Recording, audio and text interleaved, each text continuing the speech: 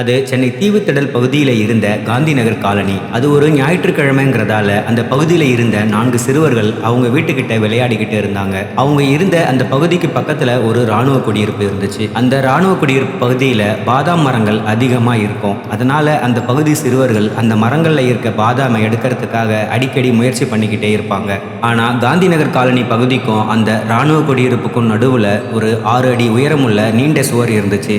Gandhi Nagar colony பகுதியில் அந்த சுவரை ஒட்டி ஒரு சின்ன மரம் இருந்துச்சு. அந்த மரத்தில் ஏறினா சுவரோட உச்சிக்கு போய் ராணுவ குடியிருப்பு பகுதியில் இருந்த மரங்களை ஈஸியாக எய்ம் பண்ணலாம். அன்னைக்கும் அப்படிதான் அந்த 4 சிறுவர்களும் அந்த சுவர்கிட்ட போய் அதில் இருந்த சிறுவனான 13 வயசான தில்சன் மட்டும் மரத்து மேலே ஏறினான். அப்படி அங்கே இருந்த ஒரு பாதாமை குறிப்பார்த்து கல்லெறிய ரெடியாக இருந்தான் தில்சன். அவன் கரெக்டாக எய்ம் பண்ணிடுவானான்னு கீழே இருந்த 3 பசங்களும் ரொம்ப ஆர்வமாக இருந்தாங்க. ஆனால் ரொம்ப உயரமான குறுகலான செவுத்துல நின்று ரொம்ப வேகமாக கல்லெறிஞ்ச தில்சனோட குறி தப்புச்சு. அதே நேரத்துல அந்த செவுத்துல நின்ன அவன் அந்த ராணுவ குடியிருப்பு பகுதிக்கு உள்பக்கமா போய் விழுந்தான்.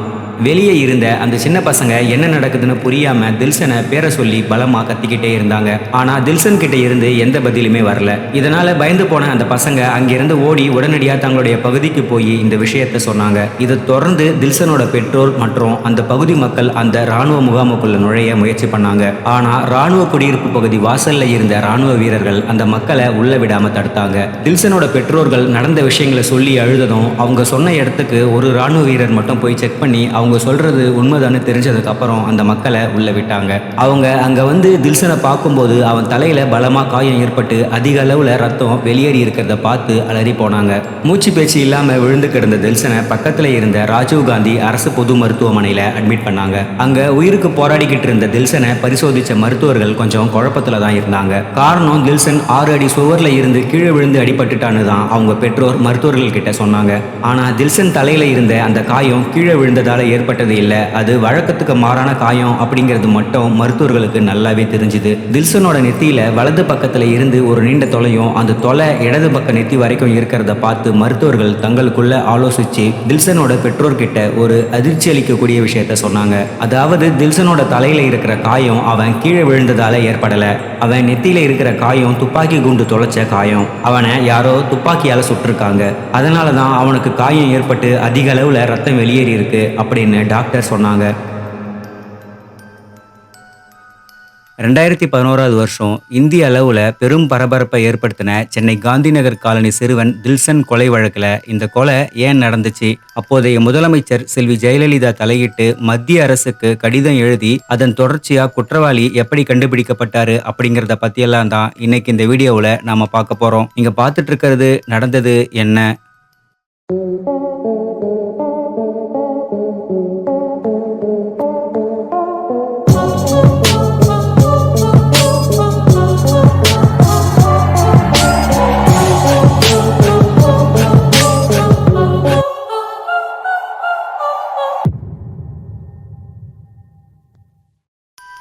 தில்சன் கூட விளையாடின சிறுவர்கள் தில்சன் விழறதுக்கு முன்னாடி பட்டாசு வெடிக்கிற மாதிரியான ஒரு சத்தம் கேட்டுச்சு. ஆனா அந்த பகுதியில 4 பக்கங்கள்லயுமே பரபரப்பான சாலைகள் இருந்ததாலையும் பக்கத்திலேயே பார்க் ரயில்வே ஸ்டேஷன் இருந்ததாலையும் அந்த இரைச்சல்களுக்கு நடுவுல அந்த துப்பாக்கி சத்தத்தை எங்களால சரியா கவனிக்க முடியலன்னு சொல்லியிருந்தாங்க. தில்சனை யாரோ துப்பாக்கியால சுட்டிருக்காங்கன்னு தெரிஞ்சதுமே அந்த பகுதி மக்கள் ஆத்திரத்துல உடனடியா ராணுவ குடியிருப்பு இருந்த பகுதியில சாலை மறியல் பண்ணாங்க. அந்த பகுதியில வந்த ஒரு ராணுவ வாகனம் அடிச்சு நொறுக்கப்பட்டுச்சு. தில்சனை எப்படியாச்சும் காப்பாற்றணும்னு அந்த டாக்டர்கள் எல்லாருமே ரொம்ப தீவிரமா போராடினாங்க. ஆனா மாலை 4 மணி அளவுல தில்சன் சிகிச்சை பலன் இல்லாம உயிரிழந்தான். தில்சன் உயிரிழந்ததுக்கு அப்புறம் அந்த பகுதி மக்கள் சுமார் 300 பேர் சென்னை சென்ட்ரல் ரயில்வே ஸ்டேஷனுக்கு முன்னாடி இருந்த சாலையில் அமர்ந்து போராட்டம் பண்ண ஆரம்பிச்சாங்க. லோக்கல் மீடியாவில் இருந்து நேஷனல் மீடியா வரைக்கும் எல்லாருமே அங்கே வர ஆரம்பிச்சாங்க. இந்த விஷயம் மிகப்பெரிய பிரச்சனையா மாற ஆரம்பிச்சுது. காவல்துறையில இருந்த முக்கிய அதிகாரிகள் எல்லாருமே அங்க வந்து போராடின மக்கள் கிட்ட பேச்சுவார்த்தை நடத்தி நாங்க கண்டிப்பா இந்த சம்பவத்துக்கு காரணமான குற்றவாளியை கைது பண்ணி நீதிமன்றத்துல நிறுத்துவோம்னு சொன்னதுக்கு அப்புறமா தான் அங்க போராட்டம் பண்ண மக்கள் கலைஞ்சு போனாங்க.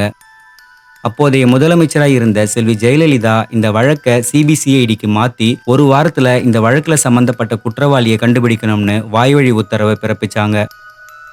ஏடிஜிபி சேகர் தலைமையில் ராஜேஸ்வரி ஐபிஎஸ் விசாரிக்க ஆரம்பித்த இந்த வழக்கில் ஆரம்பத்தில் எந்த முன்னேற்றமுமே ஏற்படாமல் இருந்துச்சு. தீவுத்திடல் காந்திநகர் காலனியை சேர்ந்த கூலி வேலை செஞ்சுக்கிட்டு இருந்த குமார் மற்றும் கலைவாணி தம்பதியோட 13 வயசான மகன் தான் தில்சன். மாங்காய் பறிக்க போன தில்சனை ராணுவ குடியிருப்புல இருந்த யாரோ ஒருத்தங்க சுட்டு கொன்னுட்டாங்க. இது மட்டும்தான் அப்போதைக்கு போலீஸ் கிட்ட இருந்த தகவல்கள். ராணுவ குடியிருப்புங்கிறதால அங்க இருந்த பெரும்பாலான வீடுகள்ல கண்டிப்பா துப்பாக்கி இருக்கும். ஆனா அதுல யாரு தில்சனை சுட்டாங்கங்கிறது தான் அந்த இடத்துல கேள்வியா இருந்துச்சு. தில்சன் ரத்த வெள்ளத்துல கடந்த பகுதியில போய் ரொம்ப நேரமா தீவிரமா தேடினதுக்கு அப்புறமா அங்க தில்சன் உடல்ல பாஞ்சி வெளியேறின துப்பாக்கி குண்டுகளுடைய துகள்கள் கண்டுபிடிக்கப்பட்டுச்சு. மேலும் அந்த பகுதியில இருந்த ராணுவ அதிகாரிகள் போலீஸுக்கு சரியான ஒத்துழைப்பு தரலன்னு சொல்லப்பட்டுச்சு.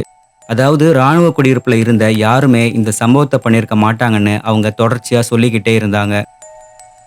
இந்த விஷயம் முதலமைச்சர் ஜெயலலிதா காதுக்கு போக அவங்க நேரடியா அப்ப இருந்த ராணுவ தலைமை அதிகாரிக்கு இந்த சம்பவம் தொடர்பா கடிதம் எழுதினாங்க. இதுக்கப்புறமா தான் ராணுவ குடியிருப்புல சுதந்திரமா விசாரணையை பண்ண முடிஞ்சுது. தில்சன் சுடப்பட்டு இறந்து கிடந்த அந்த மரங்கள் உள்ள பகுதியை அந்த ராணுவ குடியிருப்புல எங்க இருந்தெல்லாம் எய்ம் பண்ணலாம் அப்படின்னு அங்க இருந்த எல்லா வீடுகள்லயும் போய் போலீஸ் செக் பண்ணாங்க. அப்படி பார்க்கும்போது அங்க இருந்த 4 வீடுகள்ல இருந்து அந்த மரங்கள் உள்ள பகுதியை தெளிவா பார்க்க முடிஞ்சுது.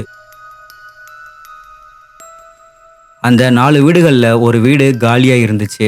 ஒரு வீட்ல இந்து நாயர் அப்படிங்கிற ராணுவ அதிகாரி தன்னோட மனைவி கூட வாழ்ந்துகிட்டு இருந்தாரு. இன்னொரு வீட்ல ராமராஜ் அப்படிங்கிற ஓய்வு பெற்ற ராணுவ அதிகாரி தன் மனைவி கூட இருந்தாரு. 4வது வீட்ல அஜய் சிங் அப்படிங்கிற ஒரு இளம் ராணுவ அதிகாரி தனியா வசிச்சுக்கிட்டு இருந்தாரு.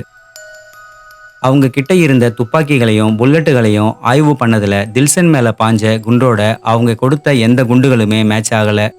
மேலும் அவங்கள விசாரணை பண்ணும்போது சம்பவம் நடந்த சமயத்துல இந்து நாயரும் அவங்க மனைவியும் ஒரு நிகழ்ச்சிக்காக வெளியே போயிருந்தாங்க. ராமராஜ் தன்னோட கார்ல வெளியே போயிட்டு அப்பதான் அந்த குடியிருப்புக்குள்ளவே நுழைஞ்சிருக்காரு அப்படிங்கிற தகவல்கள் போலீஸுக்கு கிடைச்சது.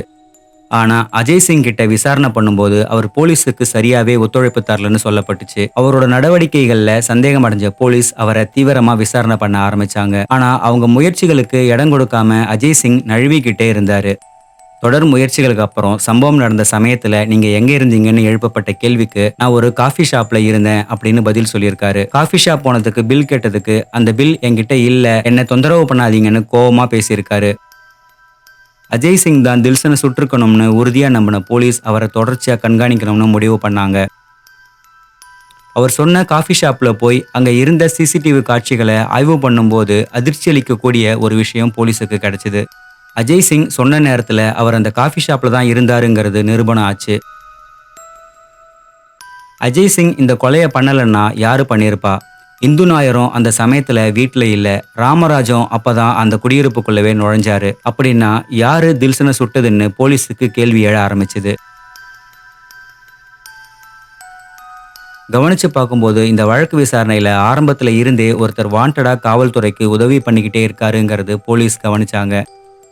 சொல்லப்போனா அஜய் சிங்குக்கு எதிராக ஒரு சில பாயிண்ட்ஸை சொல்லி வழக்கோட சந்தேக கோணம் அஜய் சிங் மேல திரும்புறதுக்கே அந்த நபர் தான் காரணமாயிருந்தாரு.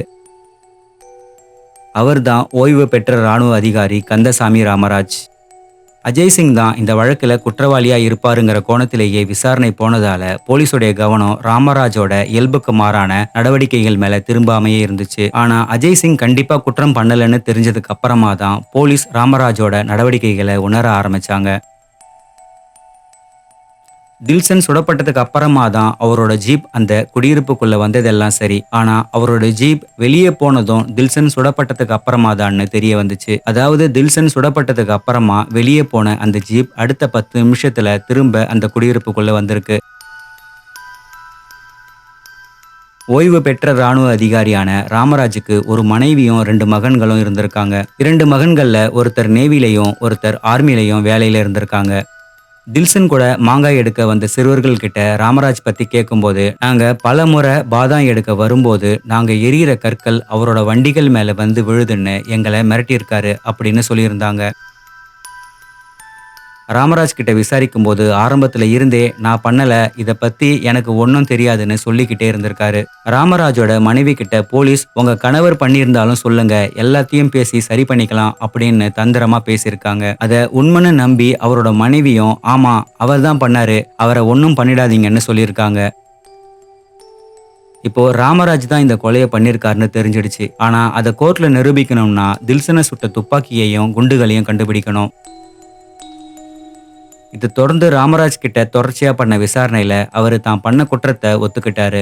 துப்பாக்கி மற்றும் தோட்டாக்களை நேப்பியார் பாலத்துக்கு கொண்டு போய் அங்க இருந்த கூவாத்துல வீசிட்டதா அவர் வாக்குமூலம் கொடுத்தாரு.